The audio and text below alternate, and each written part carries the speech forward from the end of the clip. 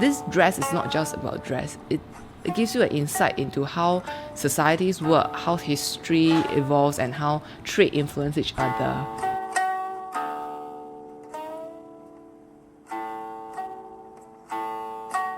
I first got introduced to Chinese traditional cultural dressing by the Han Chinese 2 years ago when I went to China for a photo shoot with my husband. And then subsequently, I saw online that actually there are people who are selling and designing all these dresses, and I found them really fascinating. So I thought of collecting one or two, and then it never stopped, because you just realize the variety of it, the richness of the cultural heritage and history behind all this traditional wear, which I always assumed to be, Cheongsam. Then I realized, as Han Chinese, which most of us are, there's a whole range of other dynasty or other kind of traditional wear that is applicable to us.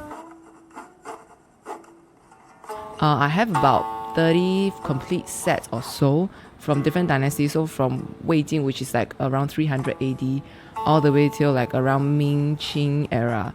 Actually, it's endless if I want to collect. It's just that some of the styles I really like the Ming Dynasty one. It's always good to wear for formal occasion because it's very, very formal. During Ming, they are very particular about all these formalities, and women's role also a lot more conservative and a lot more structured in that way.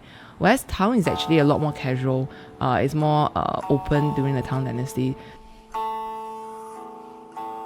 The reason why I started this photo shoot as well, part of the reason is that I feel that the older way of teaching people about Chinese culture wouldn't really work, because you can't keep expecting people to be interested when you just teach them about textbook knowledge of, dynasties, what happened. Because for me, that didn't work.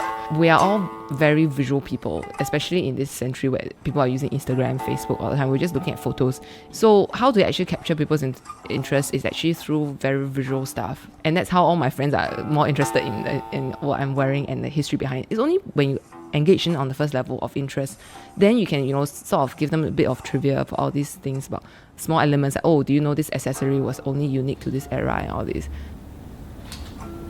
Maybe this is my last day of freedom to touch the flower. I'm so sad. Oh, people are being caged.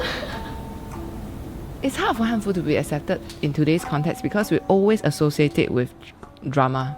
I don't expect everybody to dress up in Hanfu, but at least the interest in it's good enough. I don't have grand ambitions in terms of like propagating Chinese culture. It's just for myself, I learn through what is enjoyable, and I hope that people enjoy the process of learning about Chinese culture instead of see it as a chore or like something that the school has to teach and you have to learn. So when you reach out to me, right, it's like reaching out for that.